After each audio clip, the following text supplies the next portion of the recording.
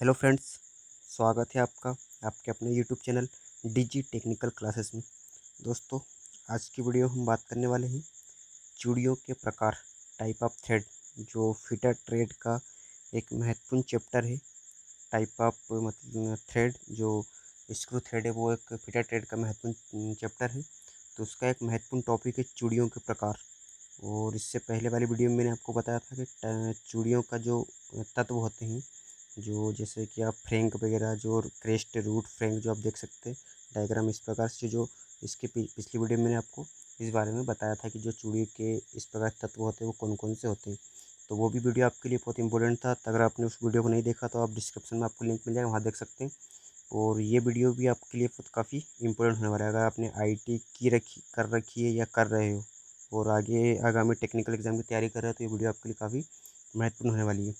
उससे पहले बता दूँ, आप लोग जो भी हमारे चैनल पर नए हैं तो प्लीज़ चैनल को सब्सक्राइब कर लीजिए। वीडियो को अच्छी लगे वीडियो को लाइक करें, कमेंट करें, शेयर जरूर करें। तो ये वीडियो स्टार्ट करते हैं।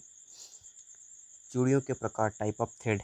चूड़ियों की बनावट तथा उनके कोण के अनुसार चूड़ियाँ कई प्रकार की होती है। ठीक, पिछली वीडियो में आपको देखा था, ये इस प्रकार से डायग्राम आपके सामने देख सकते हैं, इसके बारे में आपको बताया था। अब हम चूड़ियों के प्रकार, टाइप ऑफ थ्रेड के बारे में बात करने वाले हैं। ये है फर्स्ट में ब्रिटिश स्टैंडर्ड व्हिटवर्थ चूड़ी। इससे आपको मतलब जो भी चूड़ियों के प्रकार है, टाइप ऑफ थ्रेड, चूड़ी के प्रकार, इससे आपको किसी भी टेक्निकल एग्जाम में या फिर आप आईटी कर रहे हो उससे आपको एक क्वेश्चन देखने को मिल सकता है। इससे आपको तो फर्स्ट में आपके पास है ब्रिटिश स्टैंडर्ड व्हिटवर्थ चूड़ी, VSW। इसको VSW से प्रदर्शित करते हैं या इसको VSW के नाम से भी जाना जाता है। इसकी चूड़ी देख सकते हैं आप, इसके डायग्राम इस प्रकार से इसकी चूड़ी बनी हुई होती है। और इसके बारे में आपको बताऊँ तो इस चूड़ी का आविष्कार 1941 में सर जोसेफ व्हिटवर्थ ने किया था। और इसका प्रयोग आमतौर पर नट बोल्टों को कसने के लिए किया जाता है। जो नट बोल्ट होते हैं उसके लिए इसका उपयोग किया जाता है कि इसका ब्रिटिश स्टैंडर्ड व्हिटवर्थ चूड़ी का। इसमें आपको कुछ नहीं, बस इसमें दो चीज़ें आपको याद रखना है। बस इसका एक तो यूज़ काहे में किया जाता है, और इसका कोण, और इसका डेप्थ। डेप्थ मतलब गहराई, इसकी गहराई से मतलब रिलेटिव की आप देख सकते हैं डायग्राम में, जो गहराई यहाँ से यहाँ तक जो होती है ये होती है इसकी गहराई मतलब डेप्थ। और कोण होता है इसका ये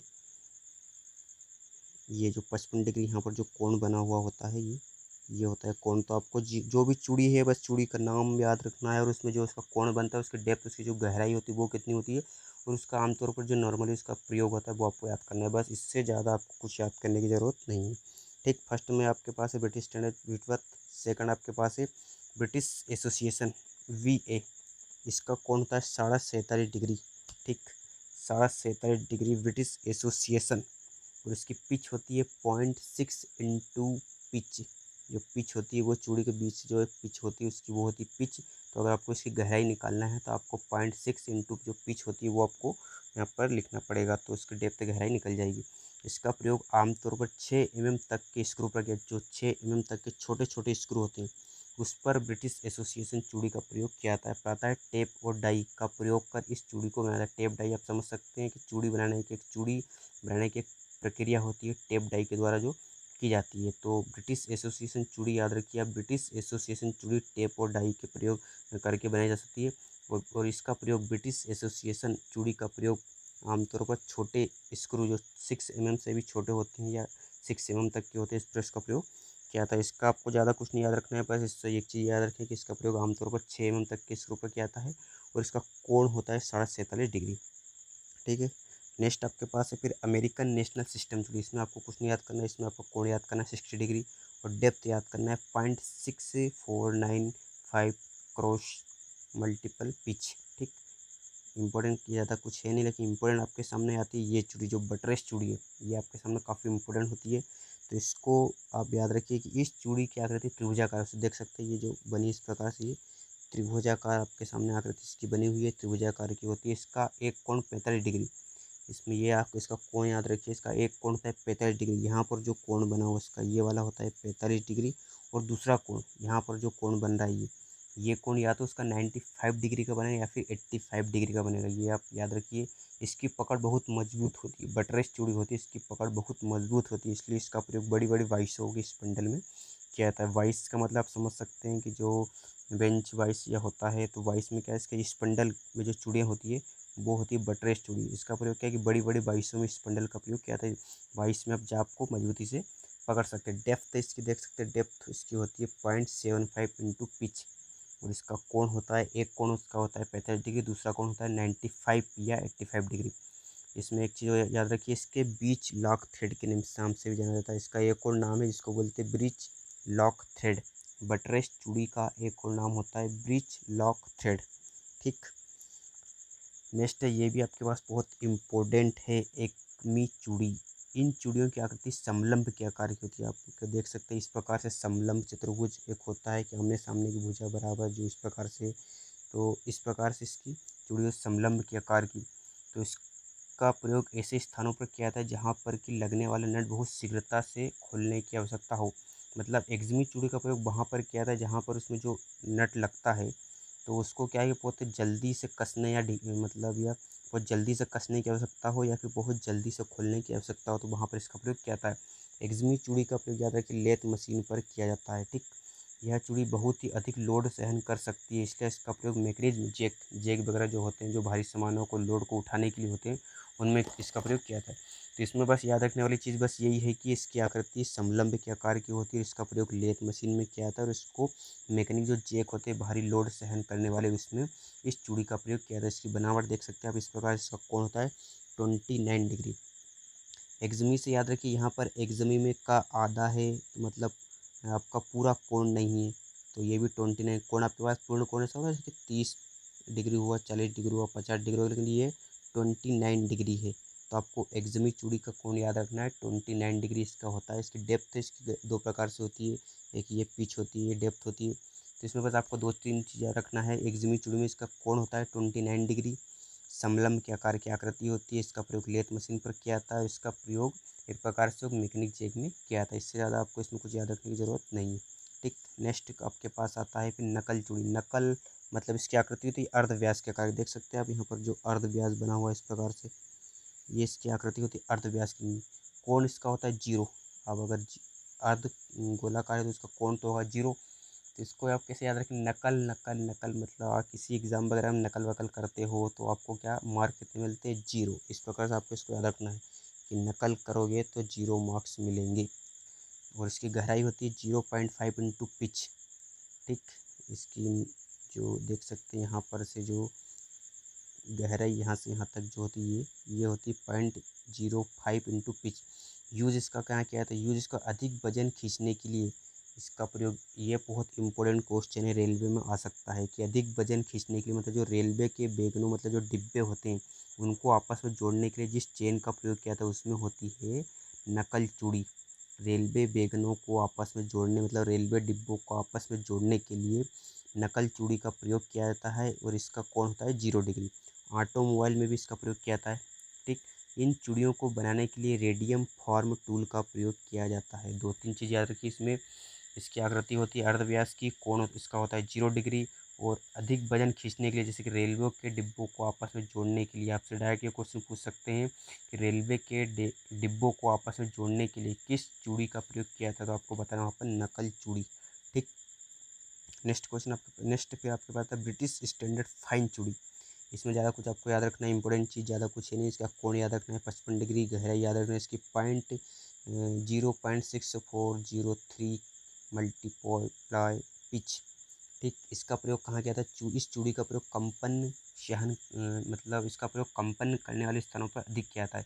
ब्रिटिश स्टैंडर्ड फाइन चूड़ी जो अधिक फाइन चूड़ी होती है इसका प्रयोग जो कंपन, आप देखा कोई मशीन वगैरह या फिर कोई चलती है आपकी तो वो कुछ पार्ट्स को ज़्यादा कंपन करता है, तो वहाँ पर इस चूड़ी का प्रयोग किया था। तो कंपन से उस पर कोई ज़्यादा प्रभाव पड़ता है, नट उसका बार बार ढीला नहीं होता।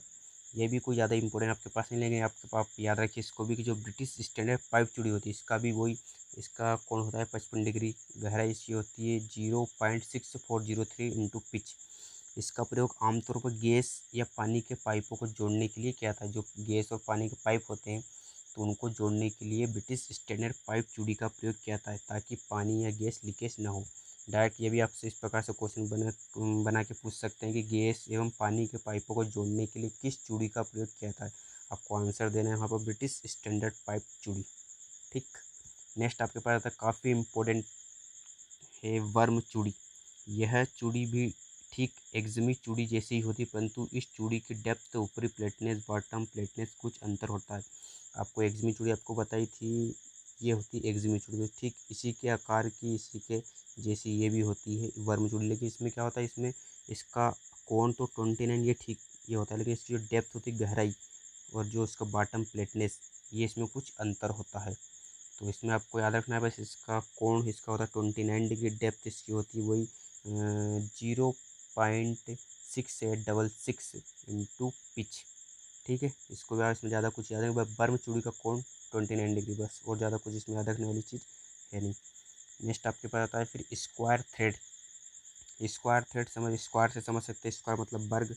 तो वर्ग यहाँ पर है, तो वर्ग में के चारों कोनों पर योग का इस मतलब चारों तरफ कोण कितना बनता है, 90 डिग्री। तो अब याद रखिए, जो स्क्वायर थ्रेड होता है इस प्रकार से, इसका कोण यहाँ पर बनता है 90, यहाँ बनता है 90, तो इसका कोण कितना होता है 90। डेप्थ कितनी होती है इसकी, मतलब गहराई, तो गहराई इसकी होती है 0.5 इंटू पिच।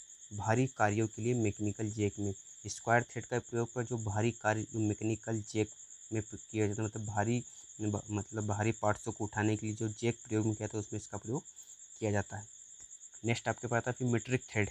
मीट्रिक थ्रेड देख सकते हैं आप चित्र में, इस प्रकार इसका कोण इसका कितना होता है 60 डिग्री। डेप्थ कितनी होती है इसकी 0.866 इंटू पिच।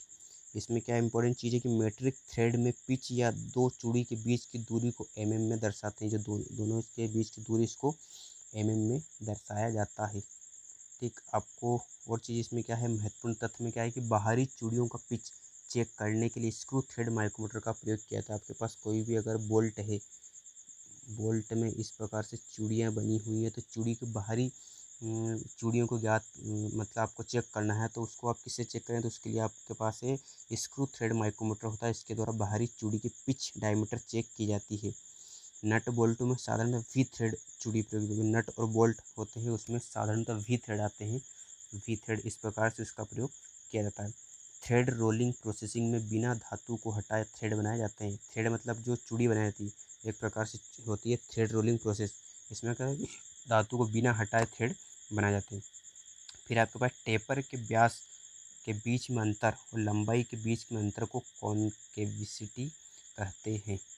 ठीक, ये चैप्टर में आपको बस टाइप ऑफ थ्रेड मतलब मीट्रिक, इसमें आपको बस यही चीज़ याद रखना है, जो भी चूड़ी है बस चूड़ी का साधारणतः यूज़ मतलब काई में किया जाता है। इसका कोण आपको ज़्यादा इंपॉर्टेंट होता है, इसका कोण याद करना और उसकी डेप्थ जो गहराई होती है, और जो साधारण इसका यूज़ काई में किया था वो आपको याद रखना है। इससे ज़्यादा आपको इसमें कुछ याद रखने की ज़रूरत नहीं है। ठीक है, आई होप कि आपको वीडियो पसंद आएगी। वीडियो पसंद आई तो प्लीज़ वीडियो को लाइक करें, कमेंट्स करें, शेयर जरूर करें।